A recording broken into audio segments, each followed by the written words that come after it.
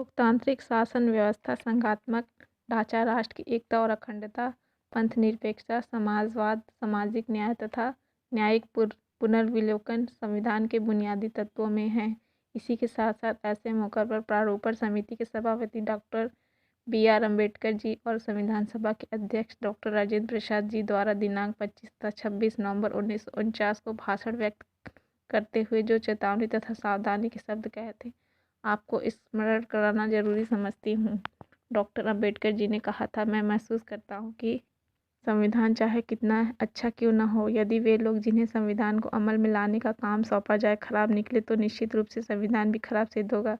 दूसरी ओर संविधान चाहे कितना ही खराब क्यों न हो, यदि वे लोग जिन्हें संविधान को अमल में लाने का काम सौंपा जाए अच्छे हो तो संविधान अच्छा सिद्ध होगा।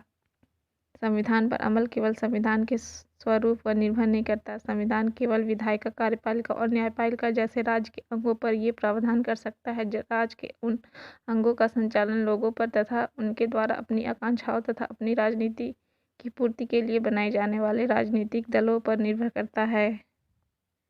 कौन कह सकता है कि भारत के लोगों तथा उनकी राजनीतिक दलों का व्यवहार कैसा होगा? बाबा साहब ने शंका भी व्यक्त किया था।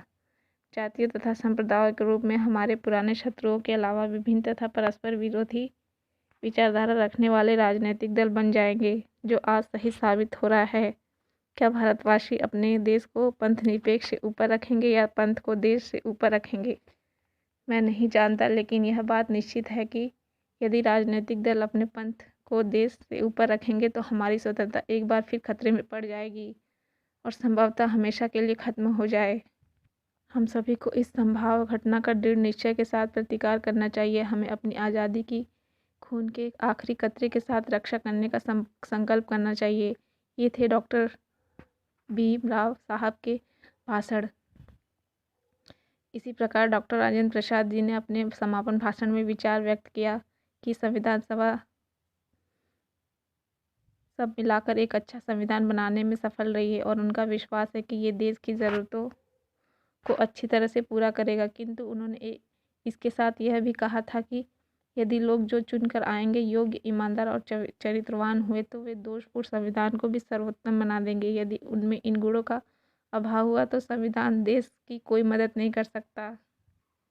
आखिरकार एक मशीन की तरह संविधान भी निर्जीव है। इनमें प्राणों का संचार उन व्यक्तियों के द्वारा होता है जो इस पर नियंत्रण करते हैं तथा इसे चलाते हैं, और भारत को इस समय ऐसे लोगों की ज़रूरत है जो ईमानदार हो तथा जो देश के हित को सर्वोपरि रखे। हमारे जीवन में विभिन्न तत्वों के कारण विघटनकारी प्रवृत्ति उत्पन्न हो रही है। हमें सांप्रदायिक अंतर है, जातिगत अंतर है, भाषागत अंतर है, प्रांतीय अंतर है। इसके लिए दृढ़ चरित्र वाले लोगों की, दूरदर्शी लोगों की, ऐसे लोगों की ज़रूरत है जो छोटे छोटे समूहों तथा क्षेत्रों के लिए देश के व्यापक हितों का बलिदान न दे और उन पूर्वाग्रहों से ऊपर उठ सके जो इन अंतरों के कारण उत्पन्न होते हैं। हम केवल यही आशा कर सकते हैं कि देश में लोग प्रचुर संख्या में सामने आए। हमें हमारे देशवासियों को दर्जी की तरह से नापजोख करना चाहिए और ऐसे ईमानदार, चरित्रवान नेतृत्व को चुनकर पार्लियामेंट, विधानसभा में भेजना चाहिए जो भारतीय संविधान को हूबहू लागू करे। इसी के साथ जय भीम, नमो बुद्धाय, जय भारत, जय संविधान। धन्यवाद।